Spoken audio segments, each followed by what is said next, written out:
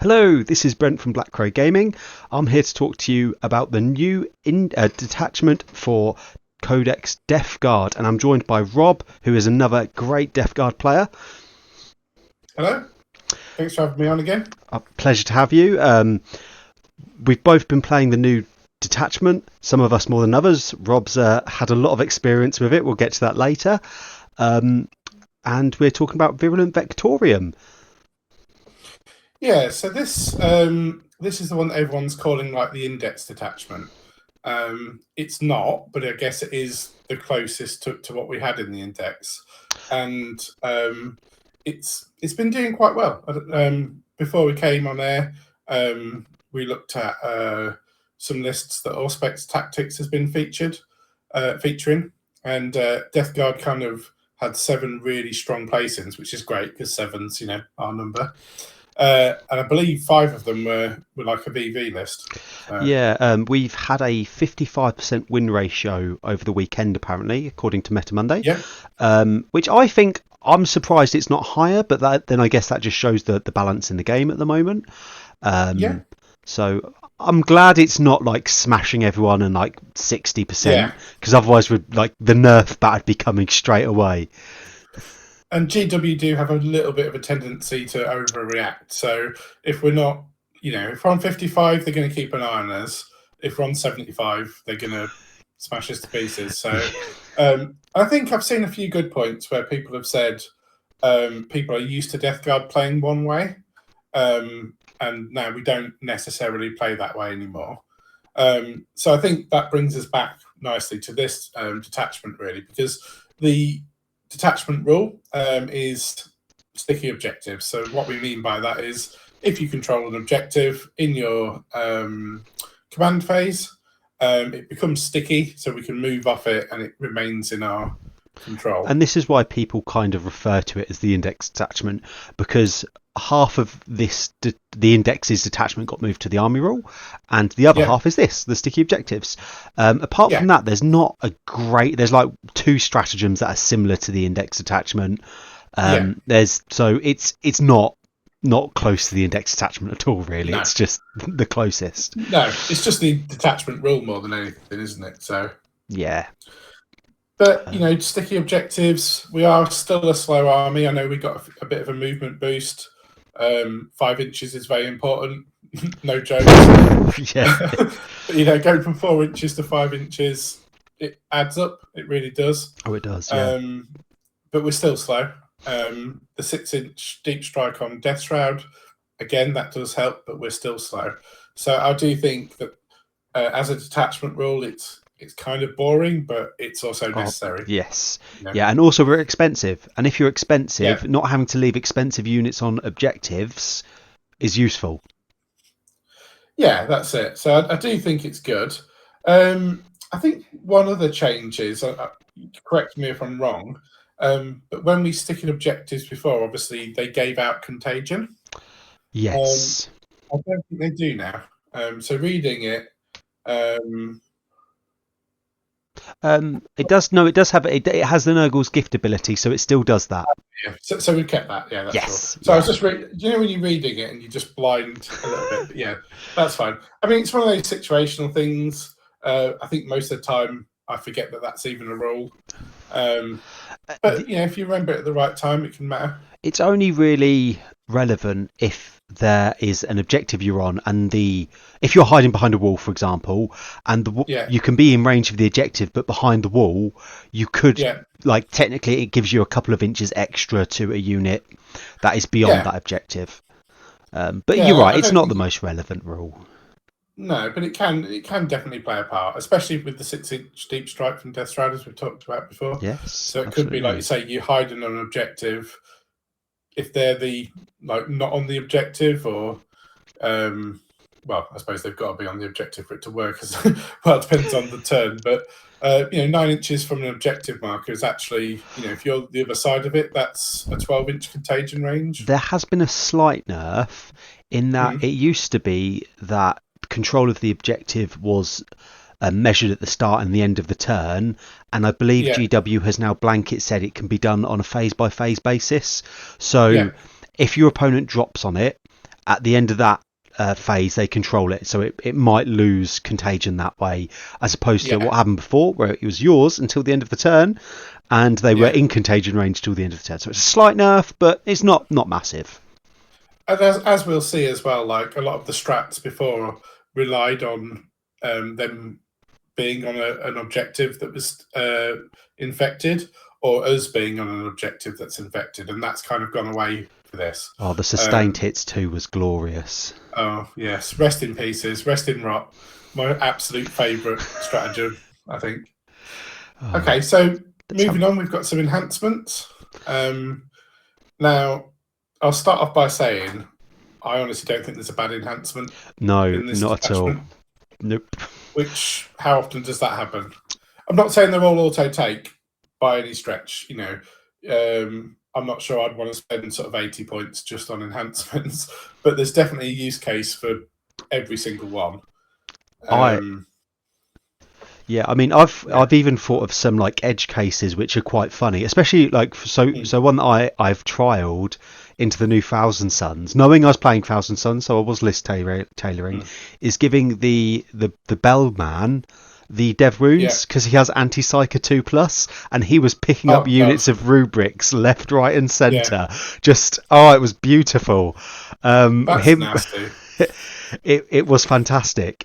It's an edge case. It won't happen very often, but maybe 1,000 Suns are good, and you're taking him. It's the only sort of like teams is the only sort of way I'd probably take him normally. Yeah, but I think it's one of those things where it's really great if you were list tailoring. Yeah, yeah, definitely.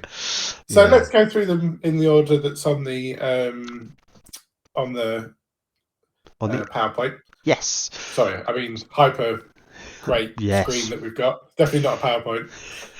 So the first one is Demon Weapon of Nurgle. So it only affects the model, but it gives them crits on 5s. And obviously, what do we have lots of? It's lethal hits. Lethal hits, yeah. Basically. I think the best use for this is probably a Lord of Contagion because he has sustained hits as well. And it just makes him a bit of a powerhouse, really. Yeah, and I think you don't build around this one. It's like you've got 10 points left in your list. You don't have an enhancement on your Lord of Contagion, or you don't have an enhancement on your Demon Prince, maybe. So you're just like, cool. So it's really good, but you're not building around it. Why wouldn't you have an enhancement on the Demon Prince? Well, we'll get to that in a minute, but yeah.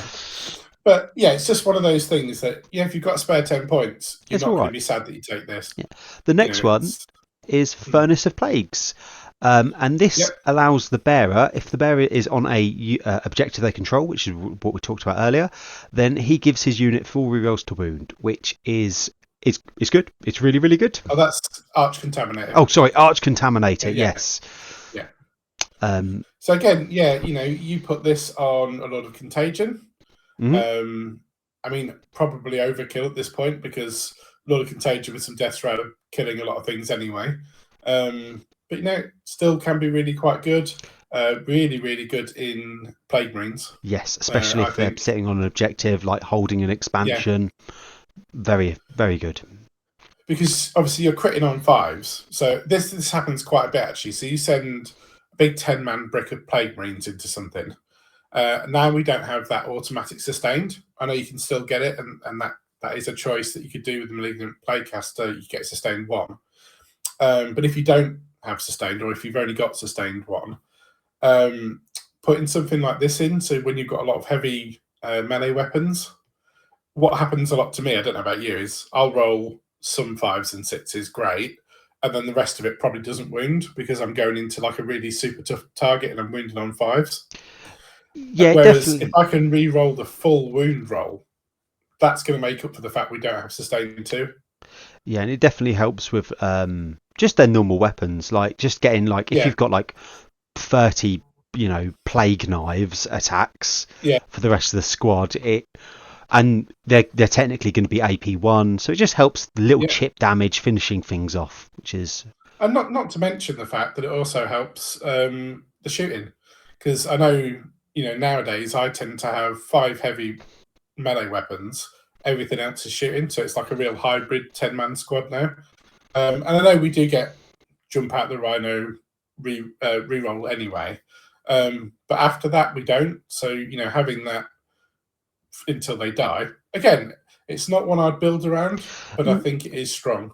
No, I think the best use is for the Lord of Contagion, because the Lord of Pestilence has it like inbuilt anyway, and Plague Marines generally, like, I know you said about rerolling wounds, but heavy plague weapons hit on 4s, and if they're lethal on 5s anyway, I always find that like I'll only get like 2 or 3 while I'm rolling to wound.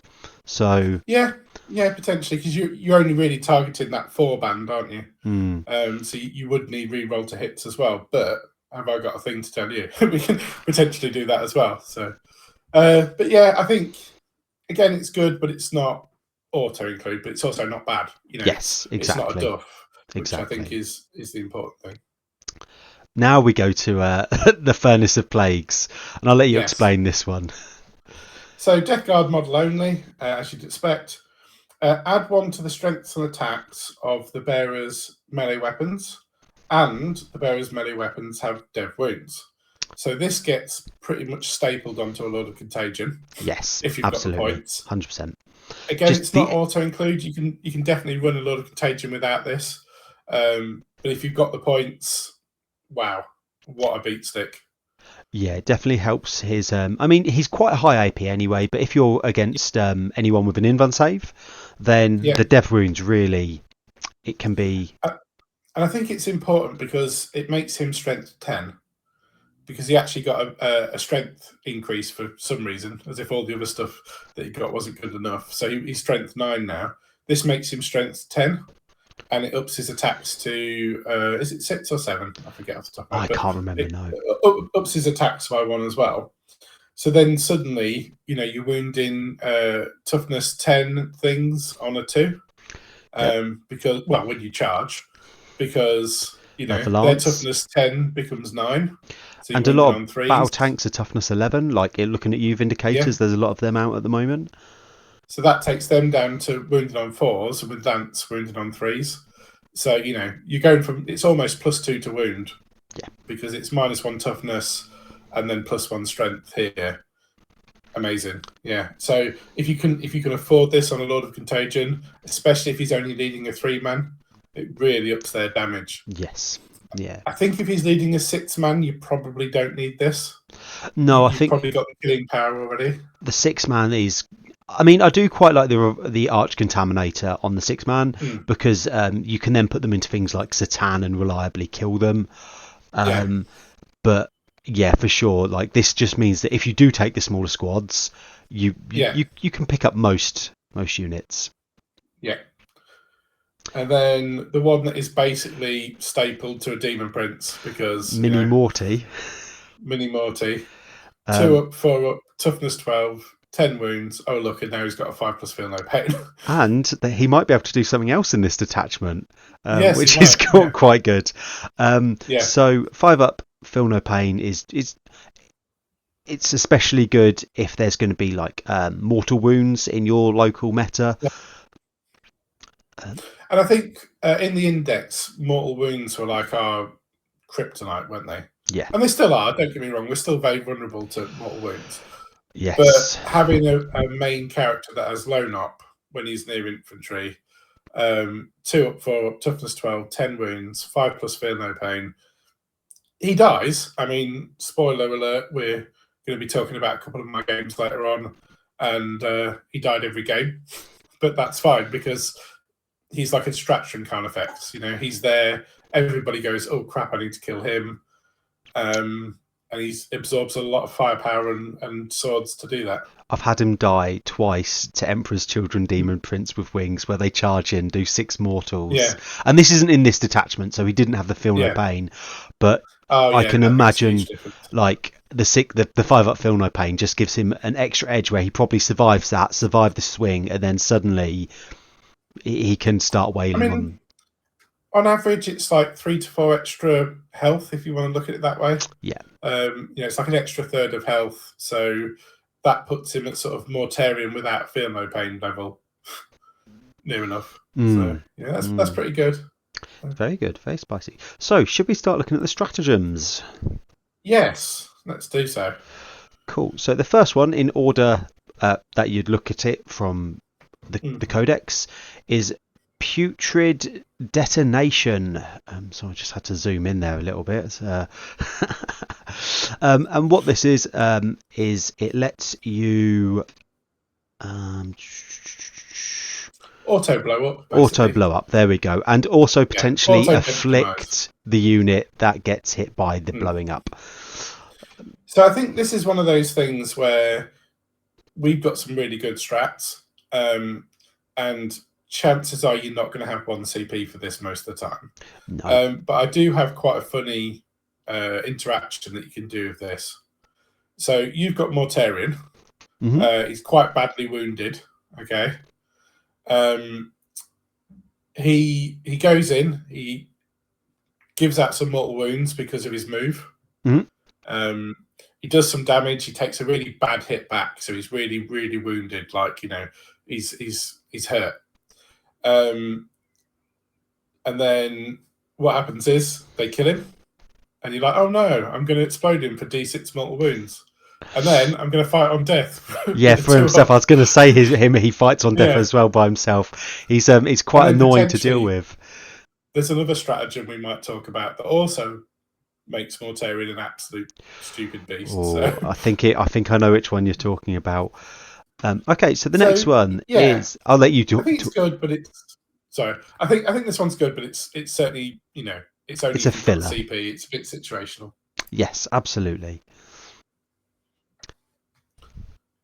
Yeah, so discuss the new Virulent. So this one, it's 2 CP. It's -1 damage. It now works in shooting and melee. It used to only work in melee, so it's a lot more flexible than it used to be. And oh look, we've got a Demon Prince that can reduce the cost of a stratagem by 1. And I must admit, I've used this in one of my upcoming games where I had a character that did 4 damage. I forget which one it was now. Probably an orc. Oh yeah, Ghazghkull Thraka. So he charged my Death Shroud, and he has a damage 4 weapon. So by using this, effectively halving the damage output. Effectively halves his damage. You know. Yeah. And I had a Demon Prince nearby, so it only cost me 1 CP. So, you know, 1 CP to half Ghazghkull Thraka's damage, effectively. I really find it helps with blocks of Terminators, so Blight Lords, for example, 3 wounds. There's a lot of a surprising amount of damage-free weapons out there. And just taking it down to damage 2, it just gives them another level of survivability. And also, like, damage 2 weapons, you know. Yeah. At the moment, it goes from having to fail 2 saves to having to fail 3 saves. You know, it's really, really good. And I miss the rule from 9th edition. I don't miss them going, oh, I've done 5 damage to you, and you're like, oh no, sorry, you haven't. You've done 4. You know, constantly correcting them like we used to. Yes. It's really strong, and you'll be using this every single game that you play this detachment, I think. I think if it wasn't for the Demon Prince, I would consider it a lot weaker. But because we have access to that bubble of -1 CP, it just makes this strat a lot more usable. And to be fair, you look at a Demon Prince himself. So now he's a 2-up, 4-up, toughness 12, 10 wounds, 5+ feel no pain, and for 1 CP you can make him -1 damage. Well, now he's Mortarion from 9th edition. And we all remember how hard he was to kill. Oh, jeez. Yeah. So, yeah, fantastic stratagem. Use it every game. As you say, you probably need a Demon Prince in this detachment anyway. And another little combo is if you've got Mortarion nearby, and with the Blight Lords, if you get shot, you reduce the damage and then shoot back. Like, it just... increasing your survivability so you get that option to use Mortarion's abilities is phenomenal. Yeah. Do you want to do the next one? I do. It is Plague Surge. So Plague Surge is in your command phase, and it affects your Deathguard Warlord and increases the... is it all models in your army that get +3 into their contagion range? It is. It's just your Warlord has to be alive, basically. That's the only rider. I'll be honest, I haven't really used this strat because I don't struggle to get people into contagion range, but it could be useful maybe late game. I did find I played Paul Bridges' Deathguard, and if you've got a reactive move and you can only have a 9-inch contagion range, being able to increase that would have been really useful for him. So that's probably, for me, off the top of my head, the best way to use this. I think it can, potentially. Again, it's so situational, but there are times where you really, really need something to be in contagion range. For a Death Shroud Deep Strike that's going to, flip an objective and win you the game or something. There's going to be use cases, but again, it's I've played multiple games now and never used this, so I'm sure you can, but it's just there's better strats, and it's too situational, and it's 2 CP. That is a big deal. The 2 CP is a big deal. So a bit mid. And the next one is Leech Spore Eruption. I love this. This is the one that lets you get wound back effectively, and it makes models like Mortarion ridiculously good. So I'll read it out. It happens in your command phase, and the target is one Deathguard model in your army that has lost 1 or more wounds. Select one enemy unit within 3 inches of your model. Roll a number of d6 equal to the number of wounds your model has lost, which, spoiler alert, if it's a tank or morty, is normally quite a lot. For each 5+, that unit suffers 1 mortal wound to a maximum of 6, and your model regains 1 mortal wound to a maximum of 6. How this is only 1 CP is beyond me. So this is on average a third of the wounds, right? So because it's a 5+, so a third of the wounds. Mm-hmm. So on most, Mortarion, on an average roll, and he's lost most of his wounds, you can do 4. Yeah, I'd agree with that. But the amount of damage you have to do to Mortarions take 4 damage off him. So he gains the 4 health back. He does 4 mortal wounds of output. He's already done mortal wounds because he moved near you. Mm-hmm. We've already looked at the other strat where you can auto blow him if they then kill him again. So Mortarion can just be like Oprah, just giving out, you get a mortal wound and you get a mortal wound. One really good thing about this, surprisingly, is the timing of it. So say your opponent's turn, they charge you, you've used your -1 damage strat to keep Morty alive, or even the Demon Prince. Say it's the Demon Prince, he's alive now, and he's struck back, and then suddenly he can do more mortal wounds at the start of his command phase, potentially like killing the unit in front of him and then freeing him up. If you could do Morty, especially with his movement and mortals, being able to free him up at the start of your command phase, it can be a big deal. Yeah, really good. And like I say, if he's taking a bit of a pounding and he's sort of giving one back and they're both hurting, he can, some Deathwing Knights or something where they're -1 damage, so maybe he's not been as efficient into them as he should be. There's 1 left on 3 wounds or whatever, and you think, oh crap, I've got to waste my entire activation killing 1 bloody Terminator. This could potentially get rid of that and give me a bit of a health boost. So, it's like Red Bull, but for Deathguard. And we're not sponsored by Red Bull. Another thing to note is that you don't have to be engagement range. So say you've got an opponent's come and try to contest an objective from you. You can do it if they're within 3 inches, so they could be like just out, within 3, contesting an objective, and the potential is there to do more wounds to them effectively, like an odd type of grenade. So the next one, Overwhelming Generosity.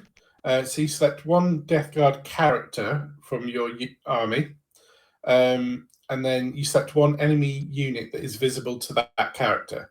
So it doesn't have to be this character that's affected, but he has to be able to see it. Mm-hmm. So if you think of Tau with their spotters and the Lord of Virulent, it's a very similar sort of rider to that.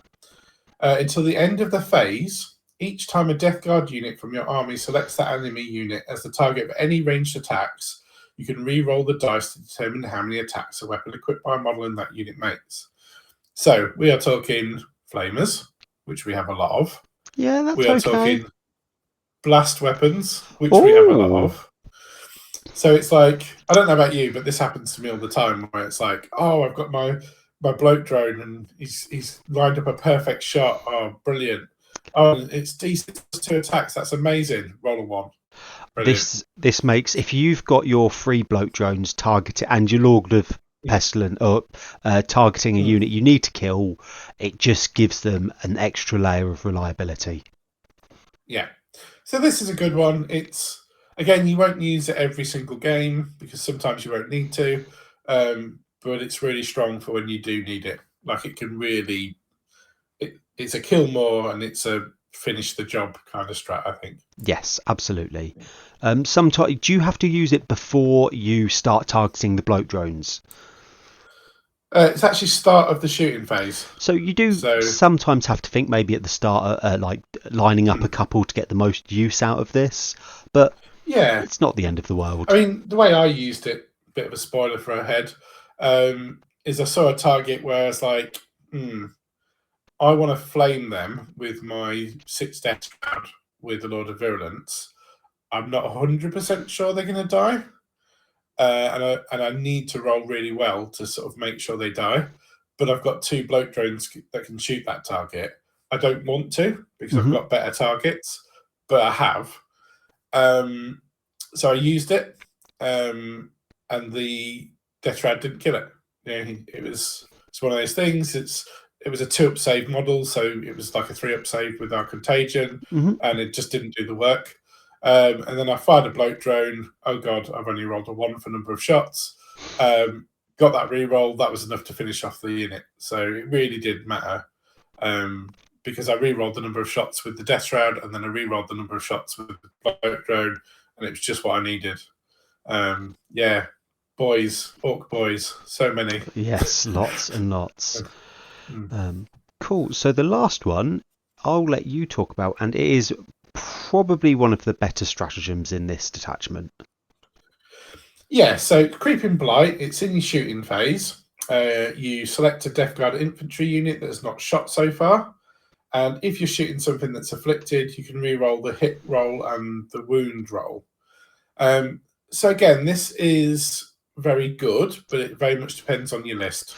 Yeah, so so I think, Death Shroud don't need this. Plague Marines maybe, and Blight Lords. It's really Blight Lords, isn't it? Yeah, the thing is, I've found that with my Blight Lords, I almost always take them with a Lord of Virulence. So they're generally re-rolling their wounds anyway. But even re-roll hits is like for 1 CP isn't the end of the world. But I think I would prefer this, obviously, if it was melee. I think in melee this would just be insane. But no, it's still good. I must admit I've never used it, just because we're going to look at lists very shortly. But it's just my list isn't geared up to take advantage of this. I have used it a few times, but mostly for, as I said, the reroll hits on Blight Lords is quite nice. Just because their bolt guns are quite good now, so like getting lots and lots of hits with them are it's okay. For 1 CP, I think it's a fairly decent strat. Yeah. Now, Rob took this list to an event at the weekend, and surprise, he did quite well. So I'm going to let him talk to you about his list and then how he did. Yeah, so this is my list. I did and ah about Mortarion. I decided in the end that I really needed the Demon Prince because of the strat reduction more than anything. And I thought, Demon Prince and Mortarion, that's expensive. 600 points. 605 points. That's a third of your army, really, isn't it? So I was like, so I decided not to include Mortarion. However, as I mentioned before about Auspex, there is a list that went 6-0 with both. So it's definitely something I'm going to take a look at. That was the 40k Dirtbags. I really enjoyed playing both. Yeah. And the Dirtbags, they're good Deathguard players. They've got some really good Deathguard players in there. So, more power to them. But for this particular occasion, I didn't take Mortarion. The first time I haven't taken him to an event since I started playing Deathguard. So I've played friendly games without him. I've never been to an event without a mortarian in my list since 9th edition. I won't ask you how many events you've been with them this edition so far. We'll keep on rolling. So Demon Prince, mini Mortarian, fantastic, really, really good. I took a Biologist Putrefy and a Foul Blight Spawn. Now, my list is really similar to Aidan Smalley's in the sense that there's only one difference.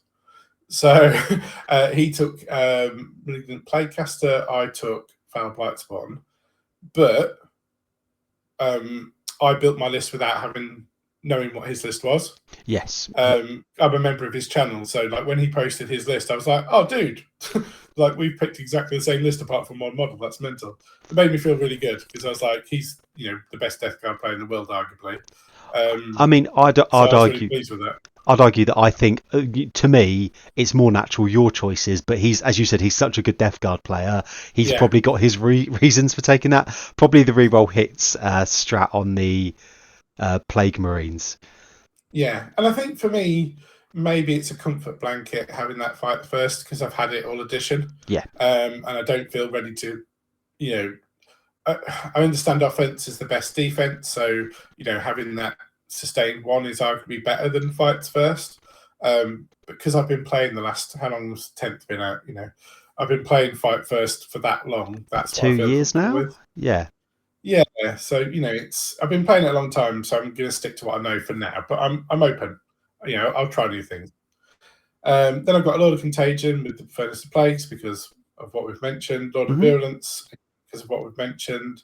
10 Plague Marines. So I have mine with 5 heavy weapons. Yep. 2 Blight Launchers, 2 Spewers because I like the Overwatch threat, and 1 Melter. So I'm not a big plasma guy.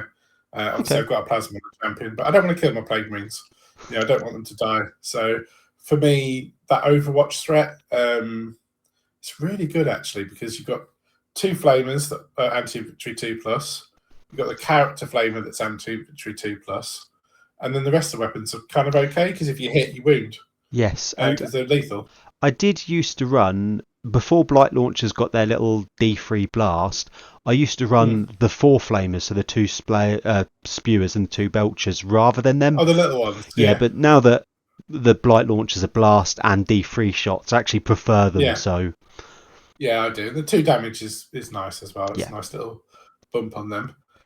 2 Chaos Spawn, which I have to say, I was dubious. I know like everyone loved them and was really rating them, but I was still a bit 80 points. Could I, that's what's that? Nearly 5 Plague Marines, or 10 Pox Walkers and some change.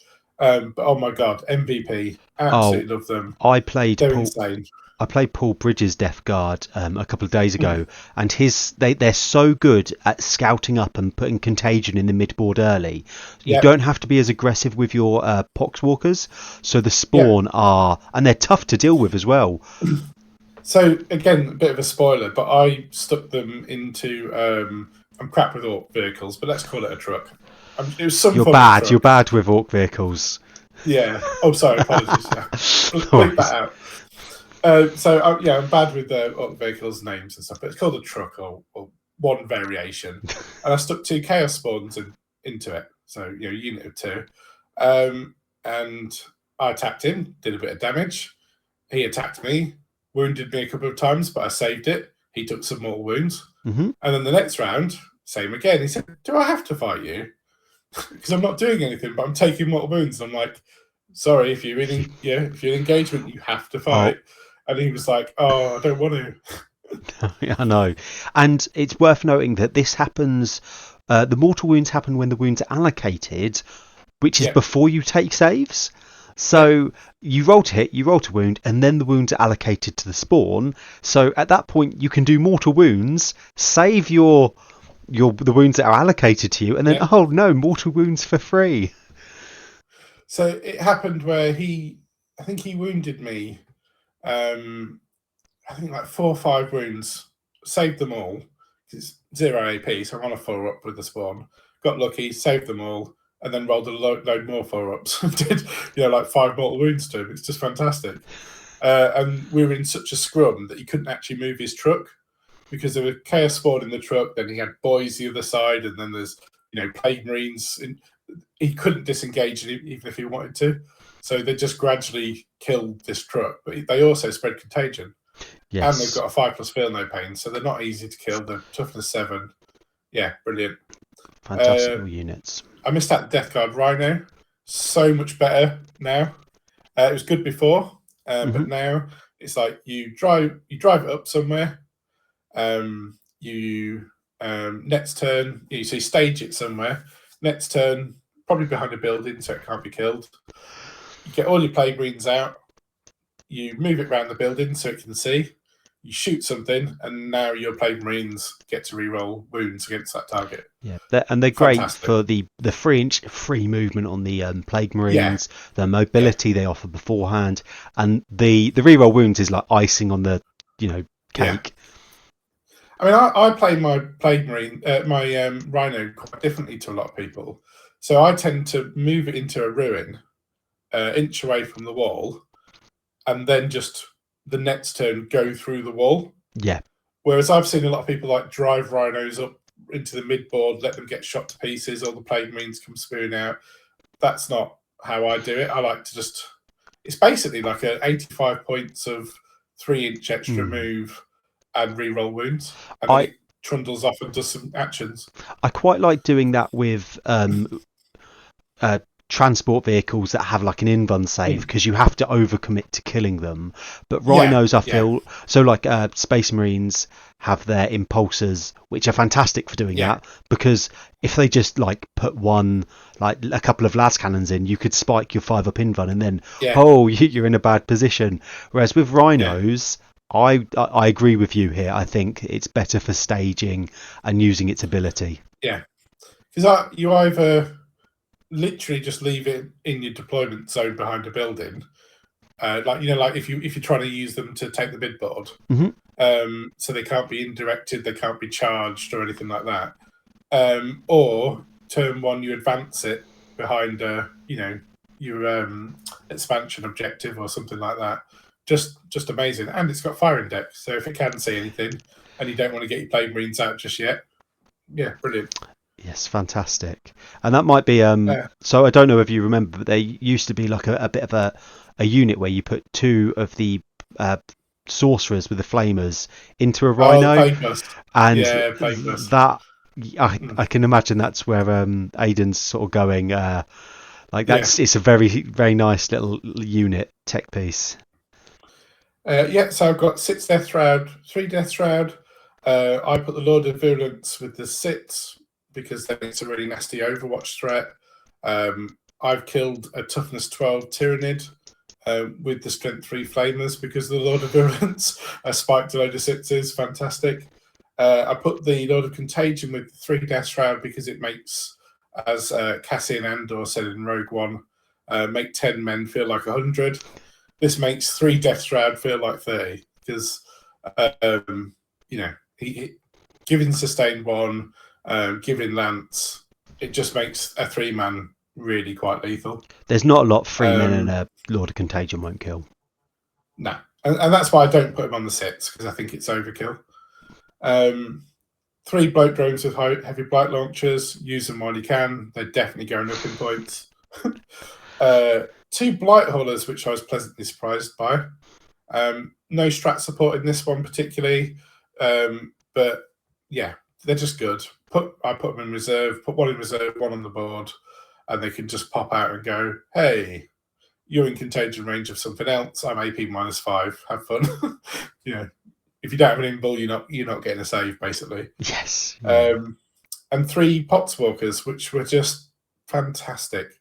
Absolutely loved them. I put 10 on my home objective just to screen it out. And then I infiltrate the other 2. 1 on my expansion objective. The other one, it varied. Sometimes I just used it as an anti, you're not doing the war turn 1 screen. Other times it was like I infiltrated them like 3 inches outside of my deployment zone, just because I wanted them behind a ruin on an objective or something like that. Yeah, and they're good for denying your opponent's infiltrators as well. And I often found that, like by turn 2 or 3, there'd still be some alive. Not many, maybe one a unit, one in a unit, 3 in a unit, or whatever. But my opponents didn't want to commit anything to killing them because there's Death Shroud around, or there's Demon Prince around, or whatever. And I was able to advance them somewhere, put something in Contagion, and then deep strike my Death Shroud, or give them +1 to save, all that sort of stuff. So yeah, fantastic unit, really good to score because they can do actions now, which obviously they never used to be able to do. Yes. Yep. Which is, people look at you and go, Potswalkers can do actions. I'm like, yeah, there's no rider in there anymore. No, and the OC1 actions as such, yeah. Yeah, that for me was a big deal. Them, actually having OC and sort of like they feel much more like a unit than they used to. Yeah, and I think that they are correctly priced. I think Infiltrate was crazy. Like giving them Infiltrate was crazy, but really something we lacked. We could only ever use Nurglings. It seemed really unfair that I can start these Space Marine Scouts on this objective turn 1. There's nothing you can do about it. Oh, great, thanks. Yeah. Now we've got an answer to it. We can go first, deploy first. We can go, well, I know you want to put your Scouts there, so I'm going to put my Potswalkers in the way. And we definitely feel the loss of our Poxwalkers a lot less than Space Marines with Scouts because they generally rely on them for point scoring. So, absolutely. How did you do at the weekend? So, I will give this a bit of a disclaimer. It was my birthday. I told everybody that I had to win because it was my birthday, so take that how you like. And I also was the TO. So, again, take that how you like. But it's a 12-man event run by my local gaming club that I'm the chairman of, Boston Tabletop Gamers in Boston in Lincolnshire. So if anyone is a 40k player around that area, we meet every Wednesday night. Sorry for the plug, it's nothing to do with Black Coat Crow. I hear they're nice people as well. They are, apart from the chairman. Awful. Real idiot. So yeah, first game I played against a guy called Will with his Necrons. He had so many raids, just so many raids, and they're so hard to kill. They don't do anything back, but they are just, damage sponges. So first couple of turns, he couldn't really see anything. I'd staged in such a way that he couldn't really shoot anything. Then he started getting his shots in. Everything's strength 14, so yay, toughness 7 doesn't really matter. So that was a bit annoying. But ultimately, just so killy. There's just nothing he could do. And I think if you precision out the character, take away feel no pains and all that sort of stuff, you can just kill. Yeah. Is that how you dealt with the Wraiths? Were you able to get the Death Shroud into them? I wish I'd been that clever. It was pointed out to me afterwards that I should have epic challenged to take out the character. Also, so I actually. I was just going to say they have the infantry keyword as well, so I'd imagine the Death Shroud, like their flamers, could not kill, not do much. But it took me longer to kill them than it should because I was a little bit, blinkers on, and I hadn't really thought about epic challenge. I think that's partly my fault for not really questioning why they had a feel no pain. So I hadn't kind of put 2 and 2 together, and it's like, it's that character that's giving them the feel no pain. Because a lot of people, when they explain their lists, they just go, oh yeah, this list has this. Oh, and it's got a 5+ feel no pain. Not like, it's got a 5+ feel no pain because of this character. And yeah, I'm not blaming my opponent at all. It's just one of those things. It wasn't clear to me that that's what it was, and that's on me because you should really understand your opponent's list. Yes. But it was 93-34, pretty convincing win. Nothing too hard. The next one was against a guy called Mark. I don't know Mark overly well, but I have seen him at Paul Bridges' Slam events. He does go to those, so he's not fresh face or anything. He's an experienced tournament player. And as you can see from the score, it was 88-71, so it wasn't a much tighter game. It wasn't a pushover. And this was your very typical sort of Ultramarines, Gladius, everything shoots, And I think shooting is still a weakness for Deathguard. We don't like to be shot at range. We like to be up close and personal. Mm-hmm. I think the reason I won this game is that he moved out a really big block of Blade Guard into the open as a kind of, I can tank a few shots or whatever, and then I'll be where I need to be next turn.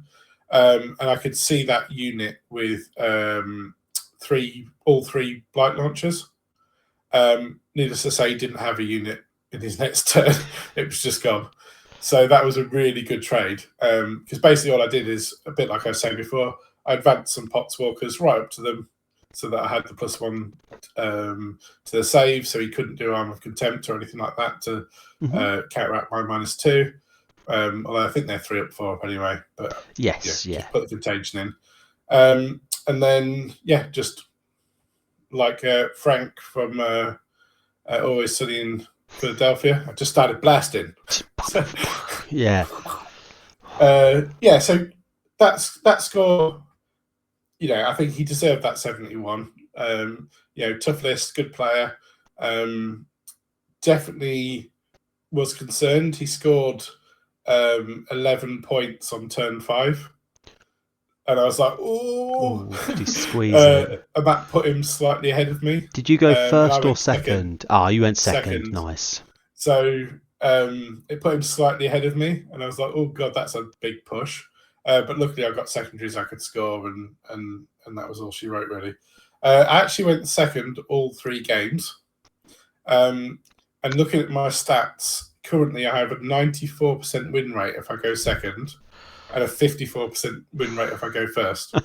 So mine's definitely prefer going second. Mine's like 60% and 75% for first and second. So you're right. It, like going second, especially at the moment, feels like a big benefit. Yeah, especially with Deathguard, because we don't want turn 1. We don't want to go first and just because I don't know about you, but most of the time I just stage a little bit better. Yeah, that's it. I basically give away the turn, really. I struggle to be as a good, like I hear a lot of really good players saying they like going first because they can set this, the tone of the game. Yeah. But for me, that I never see the benefit of that. So. No, like I say, better players than me probably do, but I believe I'm a lot more aggressive than I was with the index, definitely. But I'm still a survive at all costs kind of mentality from 9th edition, I think. No, I agree. Now, game 3, I played Orcs, and as you can see from the score, it went rather well. So what happened was, again, I went second. He turn 1, he just moved up on the right-hand flank. He moved up with things riding things and choppers. I don't know. Squig. I don't know. Squig riders or whatever. Squig riders, yeah. And I was like, ooh, okay. So you've moved them into the midboard. I'm going to use those as a slingshot. So I basically just moved some Chaos Spawn. I think I got my Plague Marines out early. I just committed a lot of forces over there. Charged him with everything. Oh, the Demon Prince as well. Slaughtered everything that was there, and then advanced into all the stuff that he wanted to sort of bring out next turn for his war. So I basically just ended up locking down basically pinning him into his home objective. Yeah. Because it was the table quarters one. Search and destroy. Yes. Search and destroy with the 6 hidden supplies. So we had the 6 objectives as well. And then I put the 2 on UKTC terrain as well. Yep. Yeah, UKTC terrain, because we have a full set at our club. We're quite lucky like that. And the Chaos Spawn was into his truck, so he couldn't, move that and do any of the tricks that he wanted to do with that. So basically, it just ended up destroying him. But he did have Gazkul Thraka, who is an absolute monster. He one-shot the Demon Prince. Really? Yeah. Good going. He's really tough. So that was a bit like squeaky bum time, when he's just like put the hammer down. So really, enjoyed it. I definitely think there's changes to be made with the list. Especially, I'm not proud. If another list is doing better and I think it matches my play style, I'm more than happy to adopt it and then adapt it to my play style a little bit. I'm not a natural list builder. I don't think. Much better player than list builder. So yeah, I'm definitely going to have a look at that list that went 6-0, the 40k Dirtbags one with Mortarion. Yeah, I'll have a little and look then maybe as well. tweak it to my playstyle. I think it's difficult with Deathguard at the moment because there's so many lists to write. I've seen people playing Mortarion's Chosen and doing well, which blew my mind. So I'll name drop him because I think he deserves it because I've mentioned his list a couple of times now. So his name's Derek Apsh. I'm sorry if I've mispronounced that. Of 40k Dirtbags. He had Mortarion, Typhus, Demon Prince of Nurgle with Revolting Regeneration, 2 Lord of Contagions, 1 with Demon Weapon, 1 with Furnace of Plagues. Nice. Biologus, Putrefier, Foul Blightspawn. It's a lot of characters, really character heavy. 10 Plague Marines. Mm-hmm. 2x3 Death Shroud, 2x10 Potswalkers, 1 set of Spawn, 2 Blight Launcher drones, and a Rhino. Wow, it's not a lot there when you look at it. There's not. It's really not. Yeah. But clearly he's doing well. 2, 3, 4, 5, 6. He's basically got 8 units that aren't characters. Really. Yeah. You don't have to worry about secondaries if your opponent's dead. Yeah. So, yeah, definitely. 2 Lord of Contagion, brilliant. Across my 3 games, he never once died. So I never got to do the bring him back to life thing. I was gutted. I was waiting for it.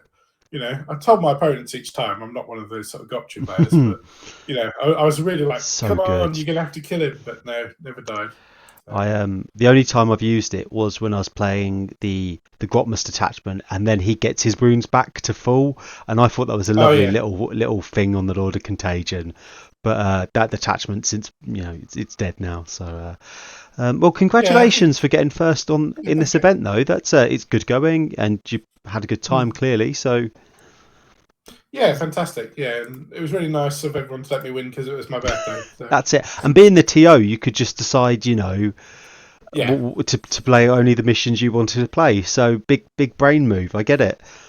So actually, I was the TO, but also my brother Alan, who's a crow. He does all the rules lawyer things.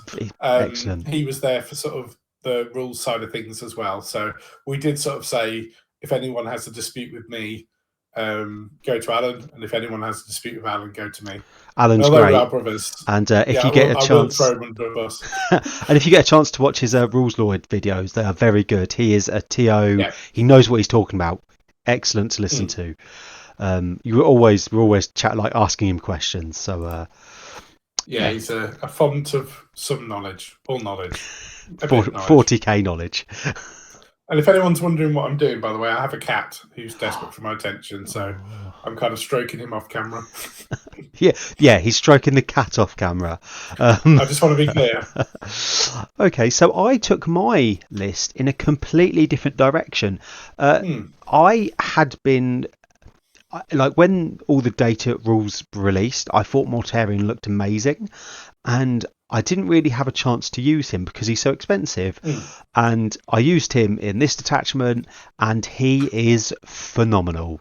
The reactive move, the mortals, the shooting back, the fighting on death, all of it. I used all of it. He's just phenomenal. And getting wounds back, I don't think I used that in my game with this detachment because it wasn't sort of it didn't come up in a usable way. I used it on the Demon Prince instead, and I used it twice on the Demon Prince and got about 6 wounds back. So nice. So I've got, and you've got 2 good targets for it there, haven't you, with Demon Prince and Mortarion. So I've got Mortarion, a Demon Prince with revolting regeneration, the Biop and Blightspawn combo for the Plague Marines, a Lord of Virulence, and a Tallyman. And the Tallyman just sits at my home objective. He screens out and he gives me a CP maybe twice per game. But he's 40 points. He's phenomenal. And he also does recover assets if I need to do that as well. So 10 Plague Marines. These join the Biop and the Blightspawn. They're really good at taking objectives because they're high OC. They hit like a truck. They're phenomenal, and they generally, same as you, they go in a Rhino. It gives them mobility to do what they need to do. The Lord of Virulence, he joins 3 Blight Lords. Now this is the only time I sort of run them as a free man, and it's because his ability activates before he's shot, so I can do that and then do either an action or something along those lines. Like they're a small unit, their job is to deep strike in and like do an action normally. Now I really love most of the vehicles for the new Deathguard detachment. As you can now tell, I've got 3 flesh mowers, which their fallback and charge is so good. Like turn 1, you go in, you can like they kill Space Marines very efficiently because they're wounding them on 2s with 2 AP, 2 damage, and they're just a nightmare to cage down. And because they're a vehicle, normally your opponent has to commit anti-vehicle units to dealing with them. And if they do that, then what do I have behind them? Oh, I've got some heavy blight launchers and mephitic blight launchers that also are very good at killing things. I played Emperor's Children with this, and it went really well. I was able to control the board. Vehicles, just in general, this was based more on having units with good data sheets, and a few of the stratagems came in handy. I think you've gone with the Roberts strategy of if a data sheet's worth taking, it's worth taking 3 times. Yes. And every other data sheet should be 3 times as well. So I mean, Josh Roberts tends to do that a lot. Sorry, Josh, if you in the off chance that you do watch this. It's all right. Theo will be watching Josh somewhere trying to steal his lists. But this is a completely different list to what I've taken normally with Deathguard, and just putting instant pressure on your opponent with lots of vehicles. So I guess the thing that stands out the most to me in your list is no Death Shroud. So this is actually because I don't have any at the moment. So this was basically stuff that I've got to hand. Like my bloat drones with flesh mowers. They're the Age of Sigmar ones. Don't tell anyone.